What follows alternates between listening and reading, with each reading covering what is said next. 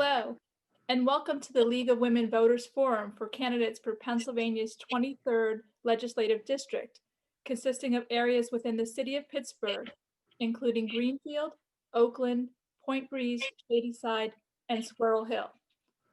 My name is Jessica Lynch, and I'm a member of the League of Women Voters of Greater Pittsburgh Voter Services Committee, and I'll be your moderator for today's forum. The League of Women Voters is a nonpartisan organization. We neither support nor oppose any candidate or political party. I cannot overemphasize that point. Our goal is to provide information to citizens so that they can actively participate in their government. This online forum is one way of doing that. It is being conducted and recorded via video conference. The forum is available for viewing on demand in its entirety on the League's Facebook page after the event has concluded. The general election for this legislative position will be held on Tuesday, November 3rd. Voters have the option of voting in person, by mail-in, or absentee ballot. Specific information, as well as the deadlines for any applications and ballot returns, can be found on the Pennsylvania State website, votespa.com. Now we turn to today's forum. We have set aside 60 minutes to ask questions of the candidates. Behind the scenes, we drew straws to determine the order in which the candidates will be questioned and speak. Each candidate will have a chance to answer each question and will have 1 minute, 30 seconds, 90 seconds for each response. There will be no time given for rebuttals. However, if a candidate wishes to respond to another candidate's statements, he will need to use his time from the answer to the next question. I will be asking the questions in a rotating manner so that each candidate will have the chance to be the first to answer a question. We will conclude with each candidate having 1 minute and 30 seconds for a closing statement. Questions have been gathered from a variety of sources, including community input, the League's Facebook page, and vote411.org, which is the League's online voters guide. Questions have been reviewed for relevance to the position being sought, and also for duplication, clarity, and civility. Candidate answers will be timed, and the candidates will note when their time is expired. The candidates will be allowed to finish their current sentence at that time, but not to add additional sentences after it. Please remember that these candidates are your friends and neighbors who have stepped forward seeking to serve their community. And now I'd like to introduce each of the candidates. The candidates for the 23rd Pennsylvania Legislative District are Representative Dan Frankel, the Democratic candidate, and Mr. J. Ting Walker, the Green Party candidate. I welcome you both to this forum and thank you very much for your participation. Let's begin. The first question will be posed to Mr. Frankel, who won the coin toss.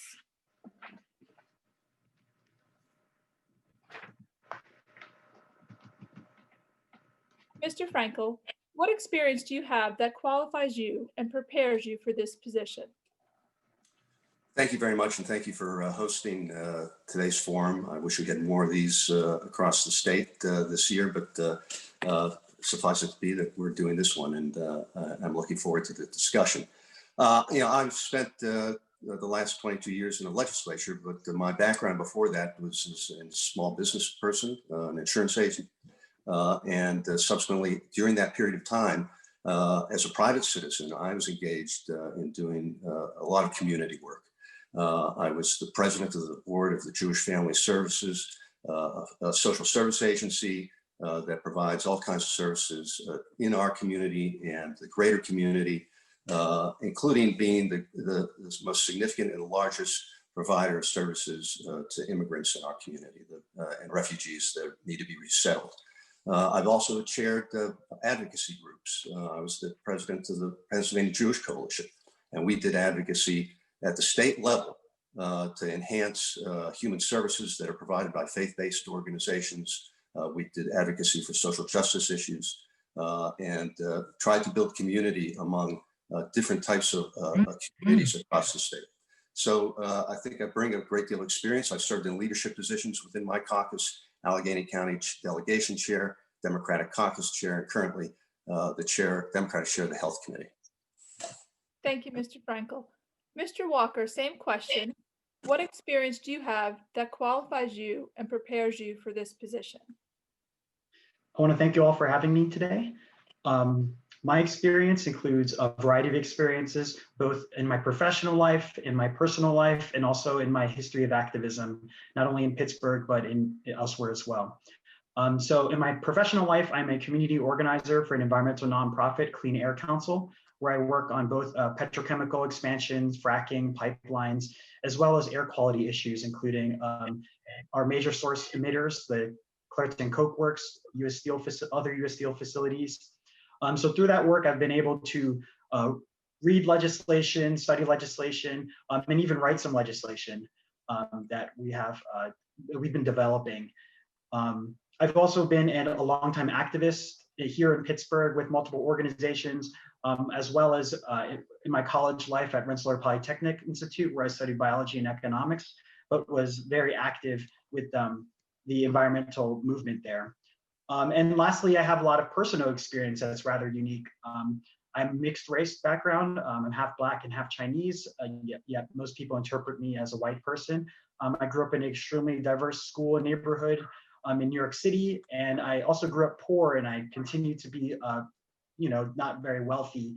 So I think that's a unique experience for the legislature that needs to be reflected in our representation. Thank you, Mr. Walker. And so now the next question, Mr. Walker, goes to you first. What issues do you see as the highest priority, and what will you do to address these issues? So my number one priority, and the reason I'm running for this office, is to tackle climate change. The number one way I see to do that is to ban fracking in Pennsylvania. Our energy use provides for about a third of our greenhouse gas emissions. And although we've done better transitioning from coal to fracking, we've already achieved most of those reductions that would be possible. And the next step would be to end the practice of fracking. So I would start with a moratorium in new wells, new drilling, and a rapid phase out of existing wells. This issue is definitely my top issue, but that's just part of the battle, is reducing our emissions. We also have to rapidly transition to 100% renewable energy by 2030. We're going to have to do that through a combination of different methods. We have to we need to further incentivize renewable energy. We also need to invest more aggressively in weatherization programs and energy efficiency. We also have to prepare for climate change mitigation, mitigating the impacts of climate change. That looks like flooding, increased rainfall, things like that. And lastly, we also have to aggressively close abandoned wells. There's fracking wells that exist all across the state, and the fund that we have to close those wells is not enough to properly pay for those, and we're going to be left holding the bag. Thank you. Frankel, same question. What issues do you see as the highest priority, and what will you do to address these issues? Well, there are a slew of issues that I've been engaged in over the years that have been major priorities for me, from social issues, abortion rights, civil rights for the LGBTQ community, environmental justice. But the thing that is totally consuming us today, that really has taken over the agenda and bleeds over a number of different issues, is the pandemic that we're experiencing right now and how we're going to deal with it. We're facing some existential threats, with respect to what may happen after this election.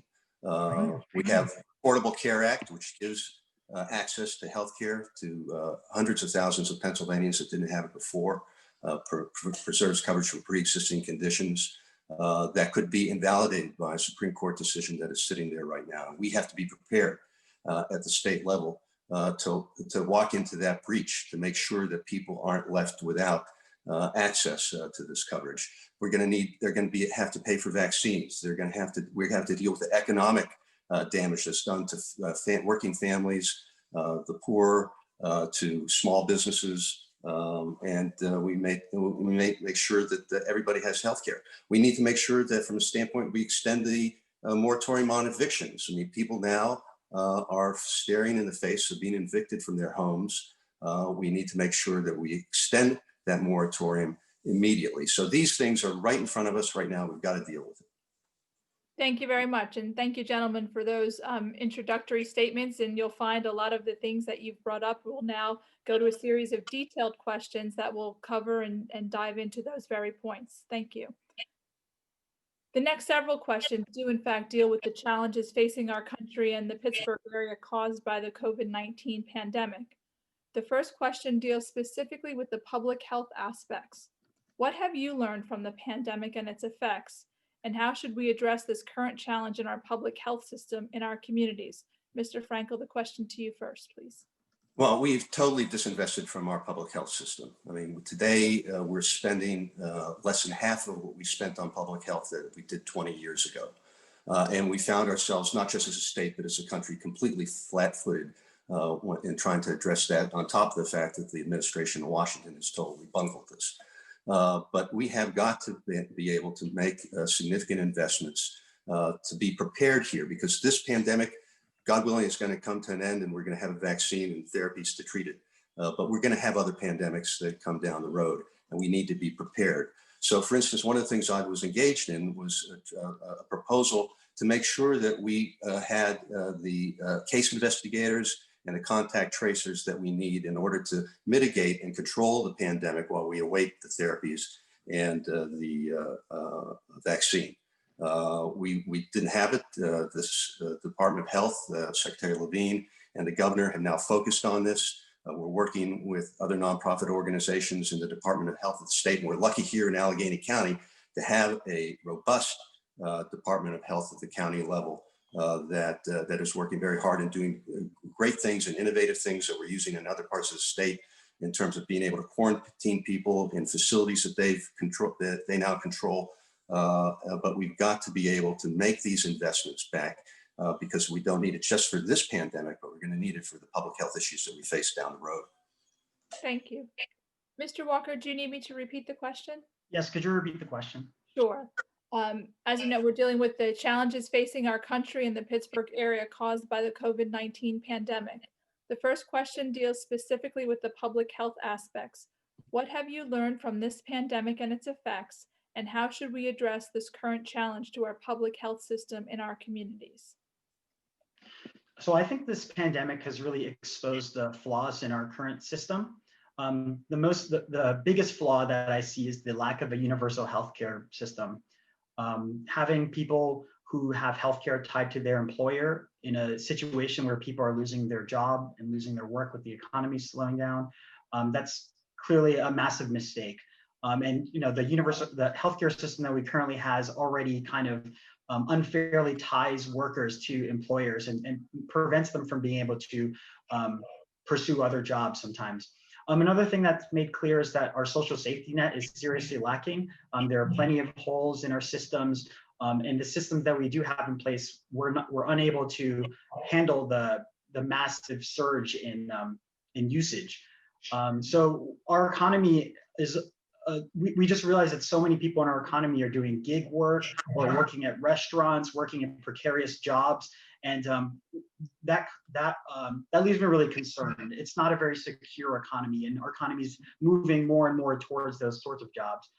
So we needed to have a massive test, isolate, and trace system to kind of handle the pandemic. And I think another lesson is that it applies to climate change too. We need to tackle these major global issues sooner rather than later. We can't wait for them to become a massive issue before we really do something about them. And another thing is we need to listen to the scientists. And the scientists right now are saying that we need to cut our emissions drastically by 2030. Thank you. Thank you. Still regarding the pandemic, the financial suffering has exposed issues within our social and economic systems, as I think you've both just pointed out. What do you think are the gaps, and what would your proposals be to address them as we seek to recover from the global pandemic? Mr. Walker, to you first. So I think the clear gaps were, one, people lost their incomes and they were not able to survive. They were struggling to feed themselves. They were struggling to pay their rent. Luckily, we had an evictions freeze that ended.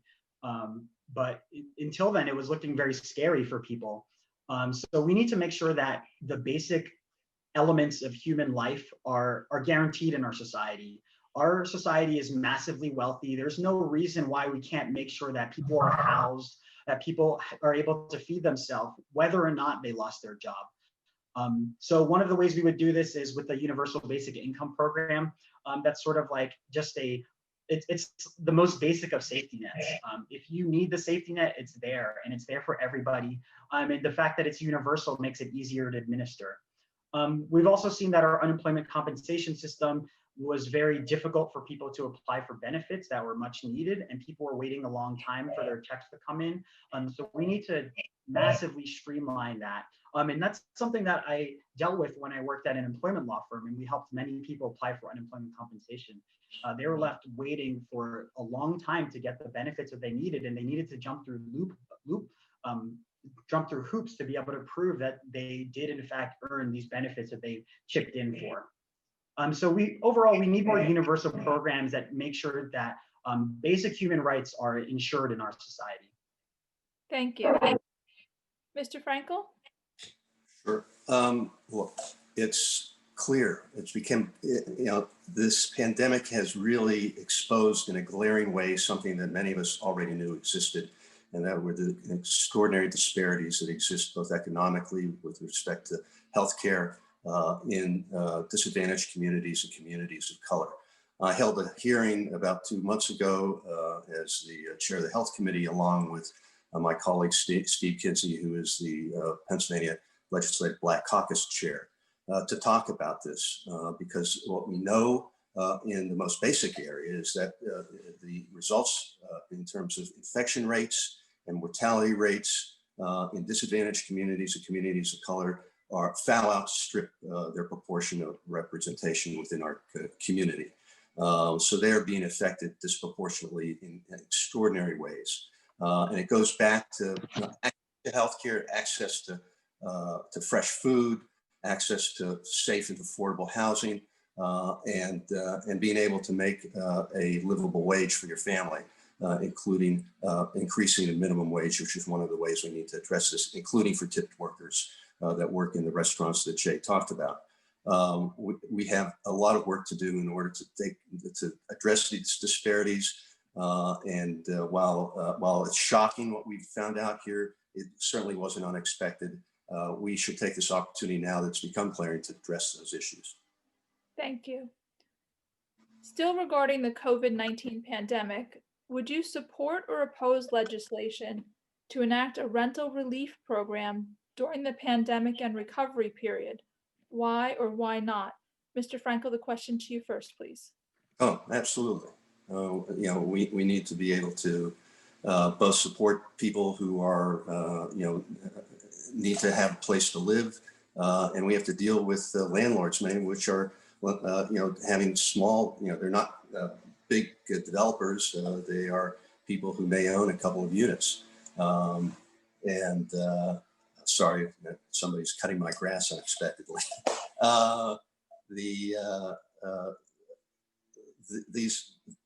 We need to make sure that we have a stock of affordable housing. We need to make it available. We need to make sure that people can afford to stay in their rental units, and we need to make sure that landlords can stay in business and maintain and keep upkeep within their properties as well. Thank you. Mr. Walker. Yeah, absolutely. Housing is a human right. The activist groups that I follow, I spend time with, they make that very clear. People should be able to live in homes regardless of not whether they lose their jobs. I definitely support a rent relief and also mortgage relief, as Representative Frankel mentioned.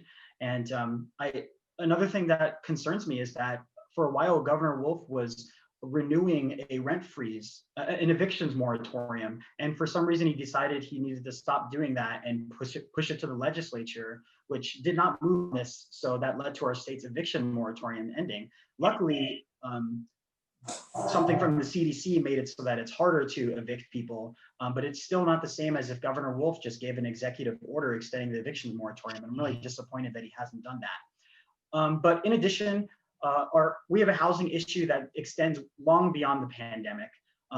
So one of the things that I support aggressively is publicly funded housing. social housing as they do in Europe. People should be able to live in housing that is provided by the government, that they chip into with taxes, and we have funding mechanisms to do that sort of thing through the Department of Community Economic Development and also through CDBG funds from the federal government. And that's our state should be providing these basic human rights to all of our citizens, regardless of their income. Thank you. One of the polarizing issues in Pennsylvania and across the nation has been the push to reopen schools and businesses versus the need to curb the spread of the virus and assure public health. What do you think the proper balance is, and what would you do to safely reopen our economy and social norms while mitigating the risk to the general public and especially those most vulnerable? Mr. Walker, the question to you first. So I believe that we need to err on the side of caution. I understand that there's a lot of burdens that exist when businesses aren't open and schools aren't open, including childcare burdens, which again is another flaw in our social safety net, is lack of childcare for people who are working or who are trying to work from home. Yeah, we need to, I think, to move towards reopening schools and businesses. Again, like I said before, we need to test, isolate, and trace. And right now we're lacking the tests that we need to really be able to make sure we know where coronavirus outbreaks are in existence. So definitely we need to err on the side of caution. And I think it's become very polarized, like so much in our society. It's become a red versus blue, Republicans versus Democrats. But I'm not a Republican or a Democrat, and I think we can have this conversation in a way where it's not like everything that they say is wrong. Like, we need to be listening to people's real needs. I think the push to reopen is partially being fueled by right-wing narratives, Fox News, President Trump. But I also think there's a real pain that people are expressing. People are struggling to be able to take care of their children when they can't send them to school. So we need to be able to ramp up our COVID response so that we can properly manage this disease. Because I know the health department is doing a pretty good job, but we need to manage it at a better, a bigger scale. Thank you, sir. Mr. Frankel? Well, it's been a mirror image in Harrisburg of what's been happening in Washington, trying to undermine our governor here literally weekly. We were brought into session by my Republican colleagues. We've been in session more than any other legislature in the country, and all to basically chip away at the executive's authority to handle this pandemic. And it's hard to argue with the results that have taken place here, because Pennsylvania's infection rates, our mortality rates, the fact that none of our healthcare facilities became overwhelmed is a tribute to, I think, the mitigation efforts that were undertaken here. And unfortunately, it is partisan. I mean, it's partisan when I go to the House floor. Democrats are wearing masks, my Republican colleagues, not so much. And the whole issue of trying to give the legislature the authority to handle when to open, when to close, and to deal with surges as they come up, whether they're regionally or statewide, is absurd. To think that the legislature is nimble enough to be able to address these surges when they take place as we come into the fall and winter season where we expect them. We need the executive who's made mistakes, clearly, but we've all learned a lot more since this pandemic started. But the executive needs to be in a position to basically make the adjustments necessary when needed. Thank you. Also, COVID-19 has laid bare major existing racial disparities in everything from housing to employment to healthcare to education, especially for Black and Brown Americans. What specific policies would you support to address these disparities and ensure that all Americans have equitable opportunities? Mr. Frankel, the question to you first, please. Well, clearly, I talked about this in my earlier remarks to a great extent. So, independent of the COVID issue, this is a problem that has been in front of us forever, and it deals with trying to make sure that you have universal access to public education, including pre-K, universal access to higher education, so people can better themselves. And we need to finally address, we have the lowest minimum wage in the entire country. $7.25 an hour, the lowest. And we need to increase it to $15 an hour, include our tipped workers in that proposal. And we need to make sure that people have the access to the affordable housing. We need to make sure they have access to healthcare, which is obviously, as I said before, something that is hanging in the balance as we face this next Supreme Court session and decision that is forthcoming after the election. So it's glaring. This pandemic, as I said, it's laid it bare in a glaring way, and I hope it creates the momentum that we need in order to address it. We need to find the resources, and I think there are a number of different ways to do that. But we're also going to need help from the federal government dealing with a $5.5 billion state deficit that is going to be very difficult to address just internally without federal help. And the fact that we can't get a decision on the next relief package out of Washington is extraordinarily frustrating. Thank you, Mr. Frankel. Mr. Walker? Well, first of all, we need to stop relying on market mechanisms to address racial disparities. What we've seen over the past decades, not only in Pittsburgh, Pennsylvania, across the country from the federal government, is that reliance on market mechanisms to address racial disparities just leads to a few making large profits off of the back of Black and Brown communities. So you talked about employment, healthcare, education. We need to desegregate our schools and our neighborhoods. The amount of segregation that we have, especially in Pittsburgh, including in District 23, is out of control. If you see the redlining maps of Pittsburgh from decades ago, they look exactly like the racial breakdown maps of our communities today. So we need to aggressively desegregate. And there's been a little bit of that with some of the Pittsburgh public schools busing patterns. But I've heard from students and parents that there's still segregation happening right here in our school district. So we need to kind of nip that in the bud. We also need to provide better affordable housing. And like I said before, we need to do this through social housing that's publicly funded. We have many funding programs that right now they go to developers, private developers, and we need to just invest that into our communities so that we make sure that no one is trying to make a profit by cutting corners. Lastly, we need to prioritize our COVID response in our Black communities that are suffering the worst impacts of the COVID pandemic, the worst health impacts. Thank you. Thank you. We're now going to move on to a new topic of the environment. The American Lung Association states that the tri-state metro region is the 8th most polluted in the nation for airborne particles. What solutions and policies would you propose to address this problem? Mr. Walker? First of all, we need to resist the attempt right now in the legislature to prevent the Title V pollution permit fees from increasing. That's one. Those fees need to increase so that we can properly fund our air and enforcement programs. So that's something we need to do right now in the short term. In the longer term, so our previous health director, Dr. Hacker at the Allegheny County Health Department, she created a list.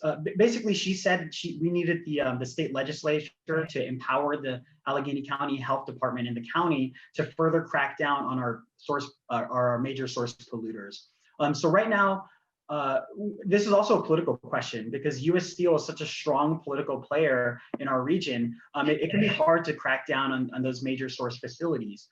So we need to pass legislation, kind of get around that political power that they wield so that we can empower our health department to crack down on them instead of blaming individuals like they had been doing before.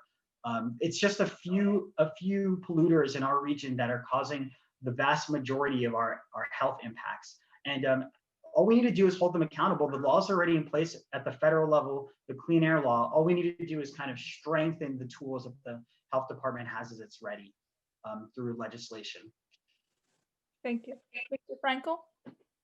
I would agree with that. That the health department does need to be empowered, and we should be doing that. But in addition to that, what we've seen over the last 20 years, particularly under Governor Corbett's 4-year tenure here, was a complete dismantling of the Department of Environmental Protection and the resources that we need in order to basically police the polluters. whether it's U.S. Steel Clayton Works, whether it's frackers.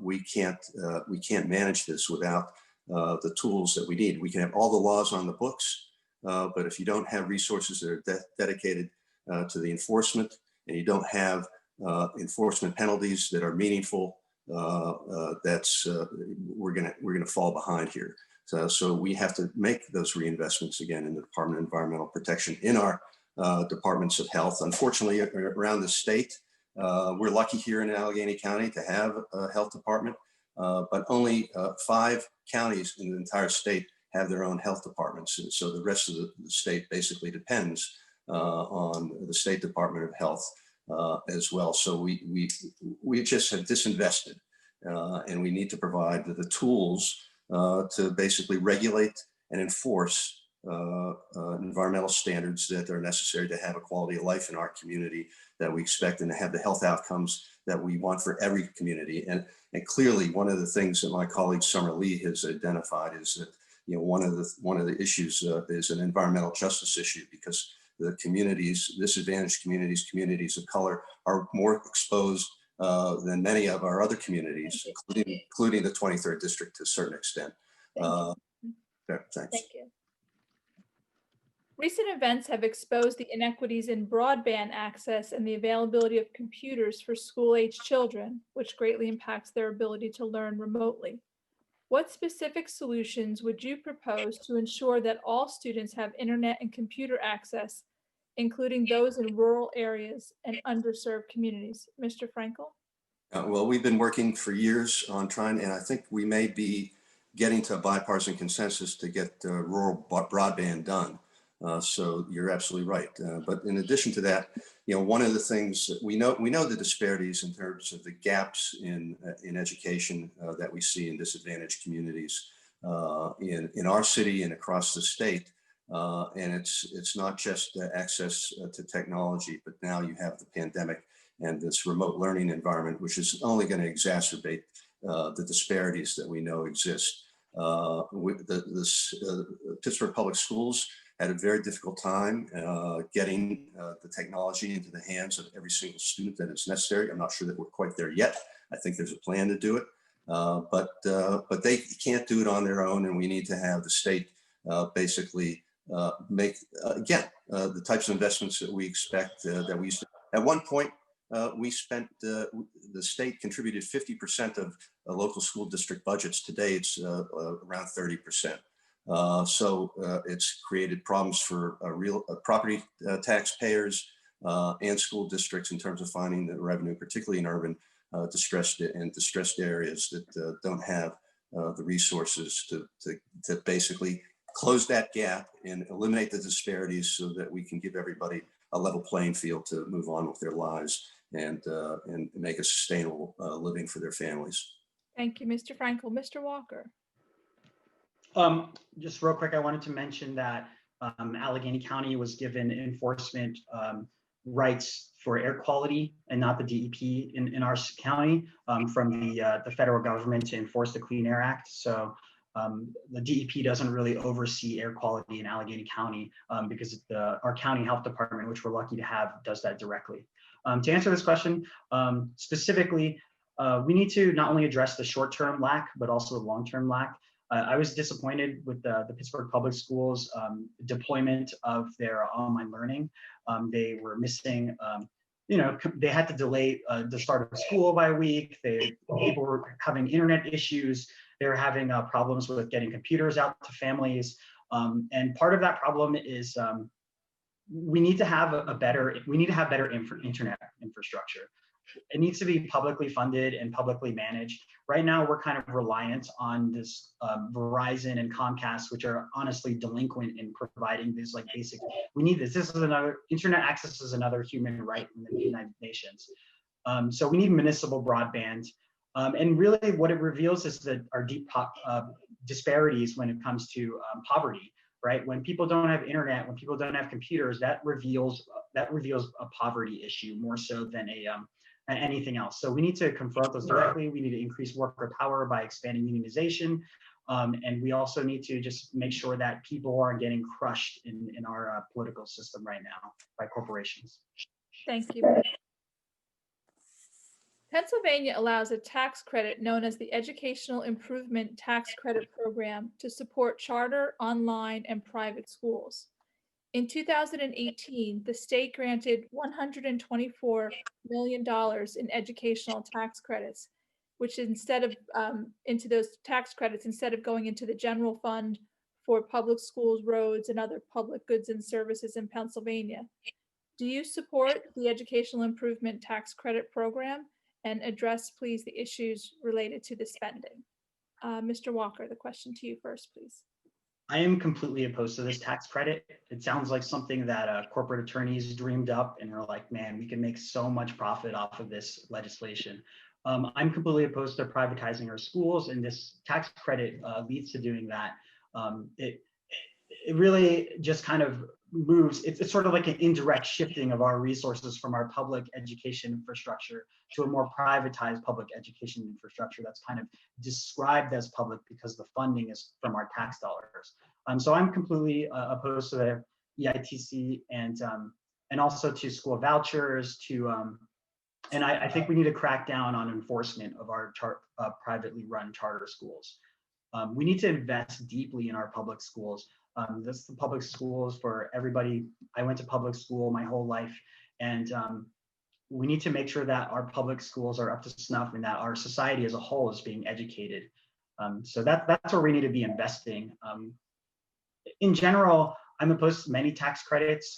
Tax credits are often written. The way our government is done in Harrisburg, it's really clear with the amount of lobbyists that exist and the amount of campaign donations that go into elections. It's really clear that lobbyists try to carve out tax credits in our tax code to make profit for the corporations that they represent. So I'm generally opposed to tax credits unless it's something that we're really trying to push, like renewable energy. Thank you, sir. Mr. Frankel.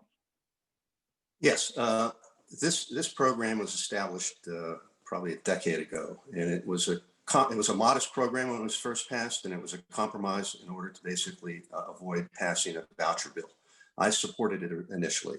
I have opposed every increase in that tax credit, which is now, as you noted, a more significant amount of money, and I believe it ought to be, those increases should have been directed back into public education.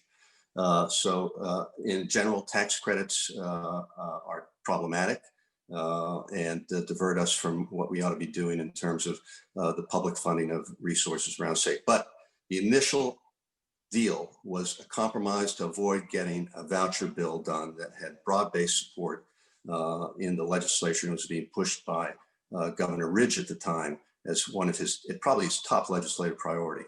So we negotiated this compromise that was part of being able to avoid going deeper into a voucher program that to this day we've been able to stymie. Thank you. Property taxes. In Pennsylvania, real estate taxes help fund public schools. Consequently, not all school districts are funded equally. In addition, Pennsylvania voters approved a constitutional amendment in 2017 that allows the legislature to pass a bill to effectively eliminate certain property taxes.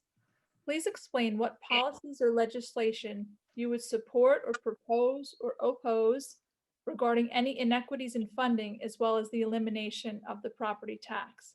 Mr. Frankel, question to you first, please. Well, I don't support eliminating the property tax. I mean, that's been a canard that's been out there for many years. I mean, to a certain extent, it's provided a level of stable funding for our school districts.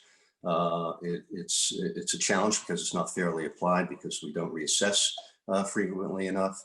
But it's a stable source of funding for our school districts.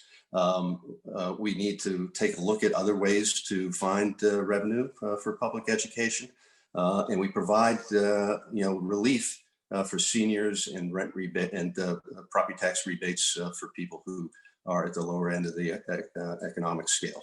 So we have some tools that have existed. We need to look at some others, but property taxes should be the only basis for funding public education. But they shouldn't be eliminated at the end of the day. My parents, who were retired years ago, should be paying property taxes as their parents did for their children, and as I do for future generations as well, even once we become retired individuals. So the property tax should remain in place, but we ought to find ways to find additional revenue on a fair taxing basis as well. Thank you, Mr. Walker. Yeah, I'm really concerned about that amendment. I voted no on the referendum when it came to my ballot. I think our situation, our state funding for education system is completely unfair. It impacts school districts that are in poor areas who can't afford, who have less property taxes to give to their school district disproportionately. In school districts that are in wealthy areas with high property taxes, their schools are just inherently better funded. So Pennsylvania has one of the lowest proportion of funding that comes from the states, and that's really sad because the state level government is the only way for us to kind of balance the inequities between different school districts. So what we need to do is, first of all, the property tax elimination is sort of like, it's just like one part. I'm not saying we should eliminate property taxes. I'm just saying like, it's a solution to a problem that doesn't consider the broader context of the problem, right? If we eliminate property taxes, we're suddenly left with zero funding, minimal funding for education. So we need to use the fair funding formula. Right now, it's only used for a small portion of state education funding, and that fair funding formula takes into account poverty levels, all sorts of disparities that exist between our districts, and it kind of accounts for that. So it better funds poorer areas, and it doesn't fund wealthier areas as much. Yeah, we need to expand that for all of our state education funding, and we need to make the pie bigger too, so Pittsburgh isn't negatively impacted. Thank you. Speaking of education, student loan debt in the U.S. surpassed $1.6 trillion in 2019. What is your position on college debt forgiveness? What is your position on making college tuition free for all American students or even Pennsylvania college students? Mr. Walker? I'm supportive of it. I personally am crushed by student loan debt from my university education. And this is actually one of the main policies that are on my, that's on my piece of literature, is making colleges more affordable. I support free college tuition for our state schools. And I also support further investment in our state schools of higher education. So the legislation that I talk about on my piece of literature is, it basically makes it free if you make less than $100,000 to attend a state university. It reduces the cost of state-related universities like Pitt and Penn State and Temple. It also provides funding for students who want to go to community college, and it also provides funding for trade schools. So it's kind of a comprehensive piece of legislation, and that's one of the issues that I'm campaigning on, actually. So I'm fully supportive of that. I'm supportive of debt forgiveness. I don't have a specific plan for it right now, but I think it's much needed. The amount of student loan debt that our society has, people in my generation, myself have. For example, I'm not able to buy a car, I'm not able to buy a house, and that's because of the impact of student loan debt. And I know there's many, many people like me who face the same situation, and that just depresses our economy. So if we're able to forgive that, I think that we would see a large economic boost. We would improve quality of life for many in my generation and the following generations. And yeah, it would just be better overall. Thank you. Frankel? Student debt has become an overwhelming burden to many of our young people who can't afford to live away from home once they graduate from college, and we need to be able to address it. The resources that we currently have at the state level, whether it's FIA, the Pell Grants at the federal level, are inadequate and haven't kept up with the inflation of higher education. So I'm for forgiveness based on a means-tested basis. I mean, my children continue today to pay for their college educations and their student loans, and it's an enormous burden. Luckily, they are able to make those payments, but many individuals can't, and we ought to be in a position to make sure. And we're never going to address the broader economic disparities that we talked about earlier. In terms of our communities, our disadvantaged communities, and young people who don't have the resources to take on this debt unless we make college affordable. It's a major stepping stone. So loan forgiveness, depending on how it's structured and it needs to be means tested, makes an enormous amount of sense. And I think we ought to be able to do it. But again, it's about determining how we're going to find resources to expand the services that we have out in our community. You know, we're talking about needs for access to healthcare. We talk about needs for affordable housing.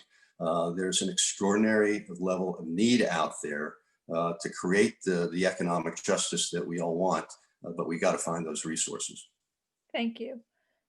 Would you support or oppose the Family Care Act, which is bipartisan legislation that calls for paid family and medical leave insurance for all employees in Pennsylvania through a statewide program? Why or why not? Mr. Frankel? Yeah, I mean, look, this has been a core position of mine throughout my entire career. It's been something that's been important. I founded and I chaired the Women's Health Caucus that primarily was looking at preserving women's reproductive rights, but to take a look at the other issues that we need in our families, and particularly for women and single mothers in our community, is universal child care. So, and it's childcare and paid family leave. You can't get to a place of economic justice unless people are able to take off work for medical needs for themselves, their families, their children, to take care of the needs of particularly of kids when you're a single parent. If we don't have paid family leave, it is a single really huge building block with respect to creating the economic justice that we need for all of our families in Pennsylvania. Thank you. Mr. Walker? I completely support the legislation, the Family Care Act. I also support universal child care, and I think medical leave, paid sick leave, I think it makes sense to people no matter what political party you're with. We do not want sick workers to be going to work and getting other people sick, getting people that their customers sick that they're dealing with. I just think that it can be really hard to discuss things that have bipartisan support because our political system is so polarized. Because of the kind of overwhelming nature of the two-party system, it's sort of become a zero-sum game. When there's only two parties, when one party is impacted, another party gains, and when another party is impacted, the first party gains. It makes it so that compromise is really hard to do because if you compromise with someone, then you're building their strength and hurting your own strength. But I think if we can kind of get out of this two-party mindset, red versus blue, we can start having conversations about with people in areas that are represented by Republicans, represented by Democrats. We can have discussions about whether they think that people who are sick should be forced to go to work. And I think that there are so many common sense solutions that our current polarization makes so difficult to discuss. And I'm excited to get outside of that polarization because I'm not part of one of the major two political parties. So yeah, this is a common sense solution, and this should be passed as soon as possible. Thank you. The minimum wage in Pennsylvania is $7.25 per hour, as someone noted earlier. In Ohio, it's $8.70. In West Virginia, it's $8.75. Maryland is $11, and New York is $11.80 per hour, on its way to $15 per hour. What do you think of Pennsylvania's minimum wage, and do you have any goals to increase the rate? Mr. Walker, to you first, please. Yeah, I think Pennsylvania's minimum wage is an absolute travesty. I know lots of people who make minimum wage, and it's there. You cannot have a family on it. You cannot. It makes it hard to buy a house. You're basically, if any sort of disaster happens, or even like a minor disaster, like if the car that you're paying loans on, like has a wheel come off, suddenly you have this huge bill that can kind of derail your entire life. So it definitely needs to be raised. We need to raise the tipped wage as well. It needs to be, I think it needs to be the same, the regular wage and the tipped wage. And I also think $15 is actually kind of disappointing. The Fight for 15 campaign started in 2012. It's 2020 now, about to become 2021. $15 is no longer good enough. We need to raise the minimum wage to $20 an hour or maybe more. But I think it's really hard because this is one of those issues that's become so polarized. It's become politicized.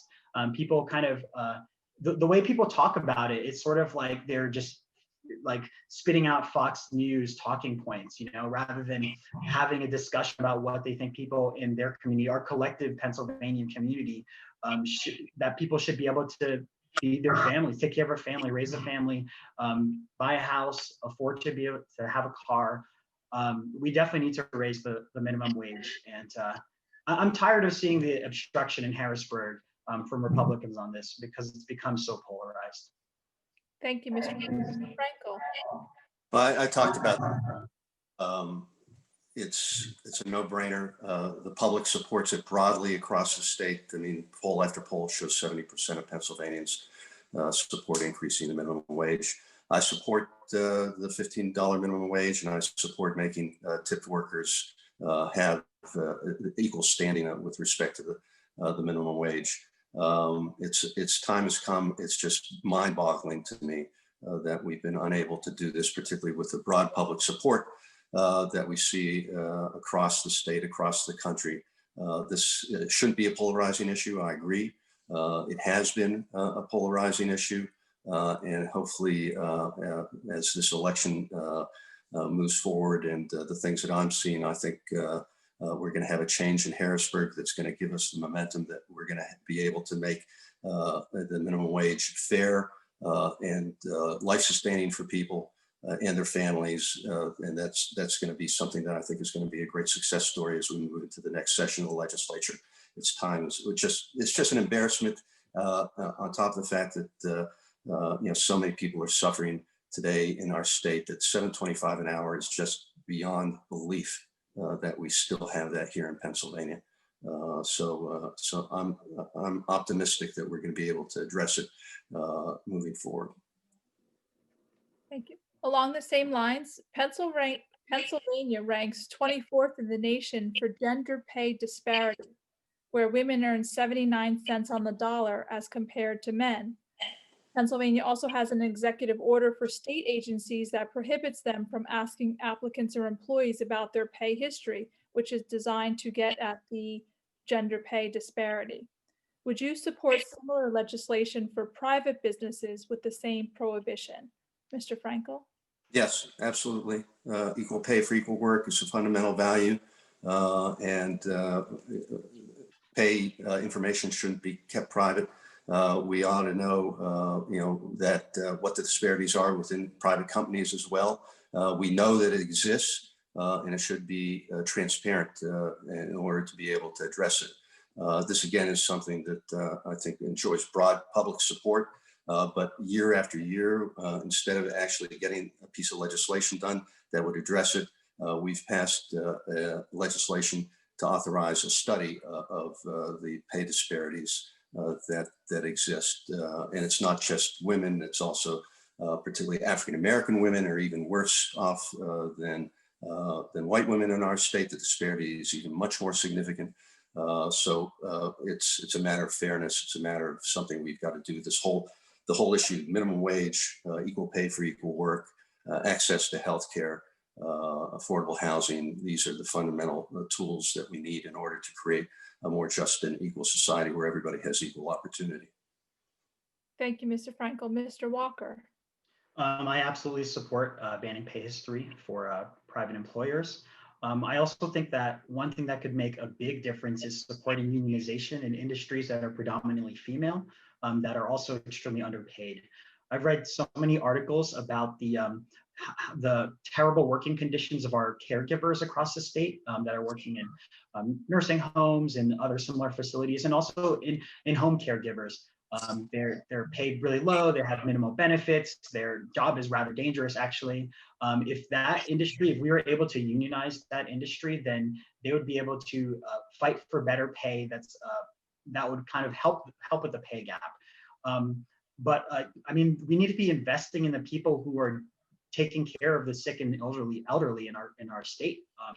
And I think when people think of the working class in Pennsylvania, you see this in national articles all the time. They think about the white working class that's working on pipelines.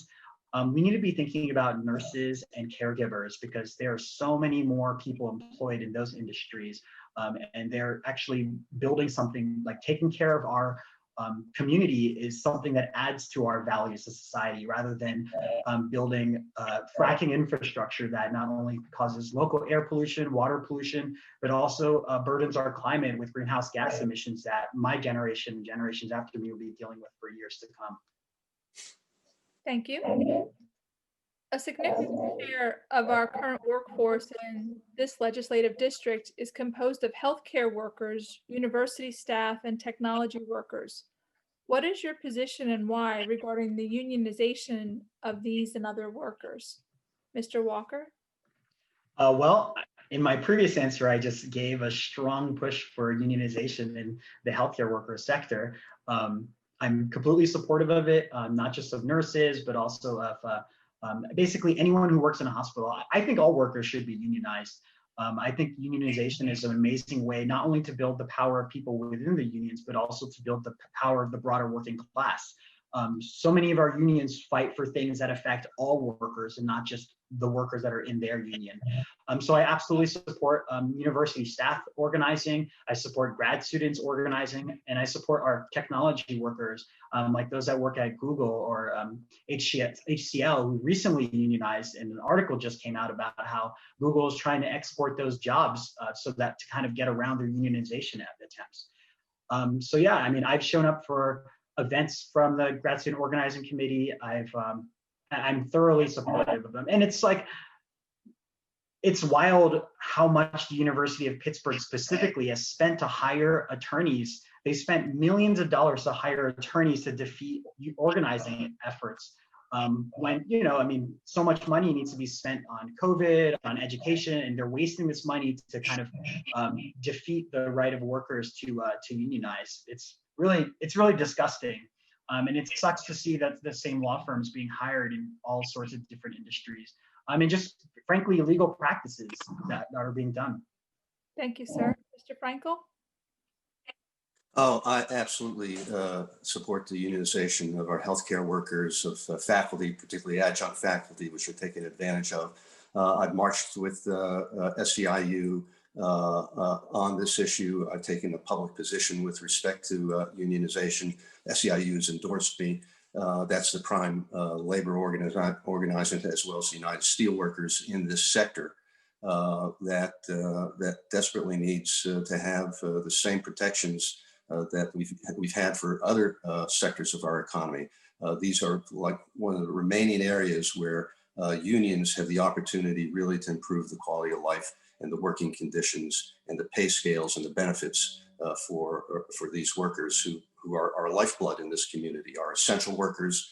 They are where our economy has grown. I mean, we've had, UPMC is the largest employer in the state, and they have fought unionization tooth and nail. The University of Pittsburgh needs to do the same thing. Allegheny Health Network has allowed unionization to take place in many of their facilities, but still isn't universal. It still needs to become a part of the fabric of the way that they operate. Unions are critical to the quality of life for working people in this state and have always been, and I support these efforts. Thank you. Labor issues segued nicely to social justice. Now will be our new topic. The City of Pittsburgh has a special election question on the ballot regarding the Independent Citizen Police Review Board. Specifically, the question is whether the Home Rule Charter should be amended and supplemented by expanding the powers of the Independent Citizen Police Review Board to allow the board to require police officers to participate in investigations, conducting performance audits of the police bureau, and preventing the removal of board members except for just cause and with city council approval. The question is, do you support or oppose the question, and why or why not? Mr. Frankel? I support it. I already voted for it. This goes to the whole issue of policing reform that has become such an extraordinary issue that is polarizing our country right now. As we see the effects of these murders that have taken place in communities across the country, including the city of Pittsburgh with Antoine Rose. This is one step that further empowers the city of Pittsburgh and, to be able to address this issue, but we need to do our job at the state level. So I'm working along with the Pennsylvania Legislative Black Caucus with a whole portfolio of legislation, 2 bills of which we've done that go to the root of dealing with policing reform, dealing with the systemic racism that we see within our police departments in Pittsburgh, in other parts of the state, throughout this country. So we have a role. I support what's taking place locally, but we have a role at the state level that we need to be able to address this. So there's a package of bills that deal with chokeholds. That we passed a piece of legislation that requires a background check on police departments and a mental health check on police applicants as well. Those 2 bills were success stories that we got done on a bipartisan basis. There's much more work to be done. And I support, obviously, this referendum is a clear improvement, but not sufficient. Thank you, Mr. Frankel. Mr. Walker. I voted, sorry, I haven't voted yet. I'm going to vote yes on this referendum to expand the power of the Pittsburgh Civilian Police Review Board. The Green Party of Allegheny County democratically voted to endorse a yes vote. We've also democratically voted to endorse the demands of the Allegheny County Black Activists Organizer Collective, which includes a whole slew of policy demands. So those kind of fall into my platform with regards to criminal justice reform. So the number one thing, and this was pushed by the Black, Young, and Educated Civil Saturday protests, is to amend Section 508, the statutes that cover use of force. But there's a whole litany of things that we need to include to properly reform racial justice. So that includes banning cooperation between our local police departments and foreign militaries, through a deadly exchange with the Israeli military that kind of spread the use of that knee on neck technique. We need to get police out of schools statewide. We need to ban private police departments, for example, the ones that are at the University of Pittsburgh, on all of our university campuses, including our healthcare facility campuses. We also need to ban no-knock warrants statewide. We need to end partnerships with the state troopers and ICE. We need to end cash bail across the state. We need to increase funding for public defenders. We need to decriminalize sex work and decriminalize drugs while also legalizing recreational marijuana, including expanding records and reparations for those for Black communities which were disproportionately impacted. Thank you. Regretfully, we are coming to the end of our time, so we'll have just a few more questions. Next question, though, is regarding gun violence. And we know that gun violence, including suicides, continues to be a problem in Pennsylvania. And this district experienced a great tragedy at the Tree of Life Synagogue just 2 years ago. What would you do to address gun issues, and where do you stand on policies such as increased background checks, banning high-capacity magazines, and other measures? Mr. Walker? I definitely support all of those common sense gun reforms, increasing background checks, banning high-capacity weapons. So I support all of those. I think one of the responses to school shootings and the Tree of Life massacre are to kind of harden our schools and religious facilities. We're trying to have armed guards, we're trying to have metal detectors, we're trying to do bullet-resistant windows. And I think that kind of,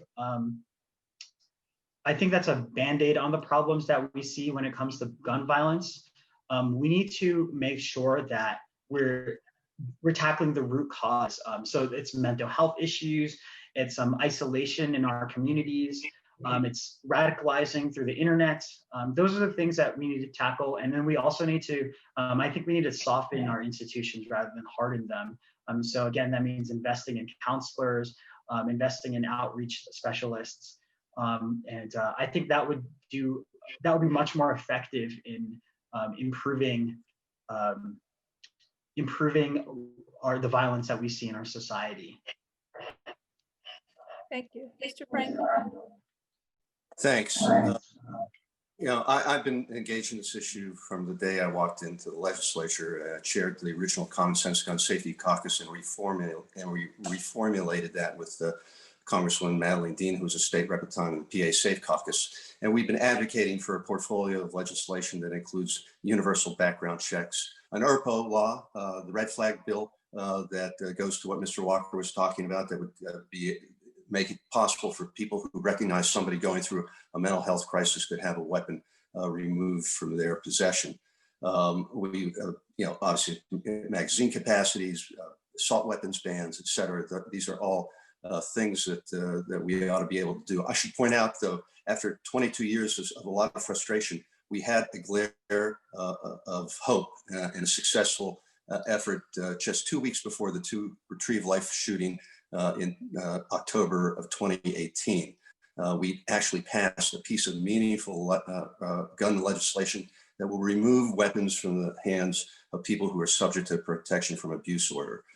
This was opposed by the NRA and other so-called gun rights groups, and we were able to do it, and I was able to work with my Republican colleagues on a bipartisan basis with extraordinary work in the advocacy community to get this passed and signed into law. So again, it gives me some hope that we can find some ways to work in a bipartisan basis to address this scourge.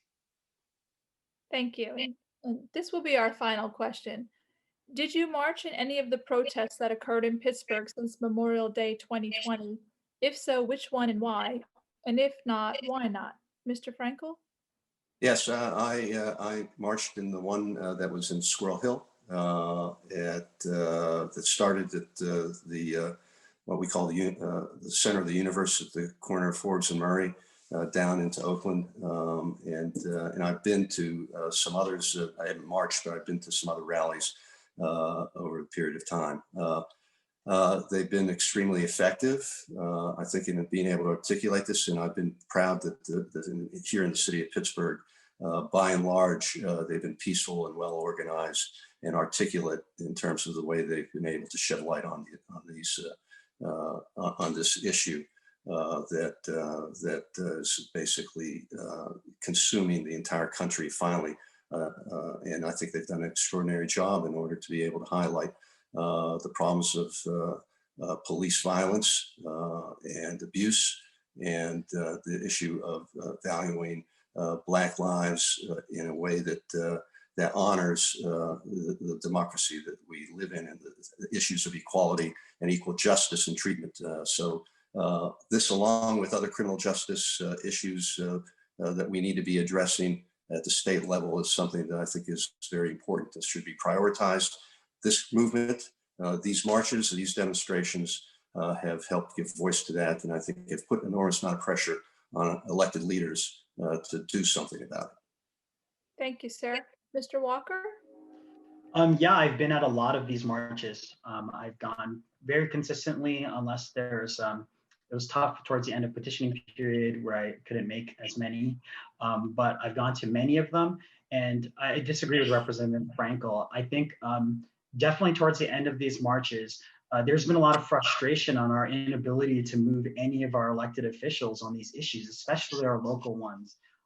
Another thing that I experienced that was the kind of response from the city and how they treated protesters in a variety of situations, with tear gas, rubber bullets, the blatant lies, lots of lies that were given in press releases and broadcasts by the media. And I know they were lies because I was at those marches. I saw what happened. So I think, yeah, it showed a lot of people that maybe some legislators, some elected officials that people thought were doing the right thing, how they kind of failed to rise up to the challenge. And I think a lot of people came out of those marches feeling disappointed and sort of pent up. And that's kind of motivated me to work even harder, because I think it's really easy to kind of speak to the issues without really changing any of the dynamics that led to the issue. And I think we need to have a deeper solution. Like, we're not going to be able to reform the institution of policing by just changing whether they can do chokeholds or not. And that's why I'm proud to say I haven't taken any money from the police unions. Thank you. And thank you, gentlemen. That concludes our question and answer period for this forum. And now we will have each candidate's closing 90-second statement. Since we started our forum with the question to Mr. Frankel, Mr. Walker will give the first closing statement. Go ahead, sir. My name is Ting Walker, and I'm running for the Pennsylvania House, not because I want to, but because I need to. Our need to ban fracking and tackle climate change is extremely urgent. And we know absolutely that we aren't going to get this much needed change from our federal government, no matter who wins in November. To do this, we need to remove the corrupting influence of money in Harrisburg. Right now in Harrisburg, there's an oil and gas lobbyist for every single member of the legislature. We need to change the rules about campaign finance so that people can't just buy their way into the legislature. We also need to change the gift ban rules so that so that legislators are actually acting in the best interests of the people instead of the lobbyists that wine and dine them. So tonight, I've gotten an opportunity to present you with my vision for Pennsylvania. The vision was developed through years of struggle against multitudes of injustices to our society. We're facing an environmental crisis, a healthcare crisis, and a racial justice crisis, all during a global pandemic that's revealed the flaws of our social safety net. We need bold changes, and we need a transformation in our society so that we are never stuck in this situation ever again. If this vision is one that you want to see enacted, I need you to join my movement. I'm running against a 21-year incumbent who has raised literally millions of dollars over his countless terms from health insurance PACs, developers, law firms, and frackers. My campaign is entirely grassroots funded, and it needs you to join. Thank you. Thank you, Mr. Walker. And now, Mr. Frankel, your closing statement, please. Thank you. First of all, I've never taken any money for any frackers.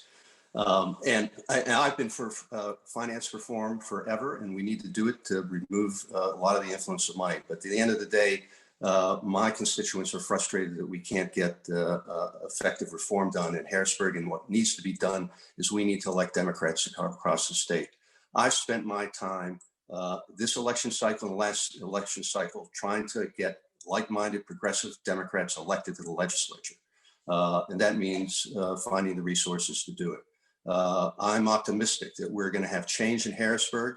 My community is engaged in races across the region to be able to make that transformation a reality. We need to be able to do this in order to secure access to healthcare, social justice for our communities of color, education funding, and to deal with a pandemic that has basically disrupted our lives in a way that we could never have imagined. So we need to protect the families that are suffering in this environment. We may make sure that they're going to have access to the cures and the vaccines that are available to get us out of this situation. We need to be focused on this pandemic, but the pandemic itself has revealed so many other issues that we're focused on as Democrats to get this done. And the Democrats, being in the majority in Harrisburg, will have the opportunity to do that, and you can hold us accountable to that. Thank you, gentlemen. On behalf of the League of Women Voters of Greater Pittsburgh, I would like to thank both of our candidates for participating in this forum. It is one of the most important ways that voters in your district, the 23rd Legislative District of Pennsylvania, can learn about your positions on the issues important to them. Voters who are watching, please remember that you can obtain information about all the races on your ballot in your area by going to vote411.org. Enter your street address, and then the ballot for your specific residence will pop up. Please remember, Election Day is November 3rd, a Tuesday. In Pennsylvania, the deadline for voter registration is October 19th, and the deadline for an application for mail-in or absentee ballot is October 27th. If returning a ballot by mail, mail-in and absentee ballots must be postmarked no later than 8 p.m. on Tuesday, November 3rd, and received by Friday, November 6th by the Allegheny County Election Division.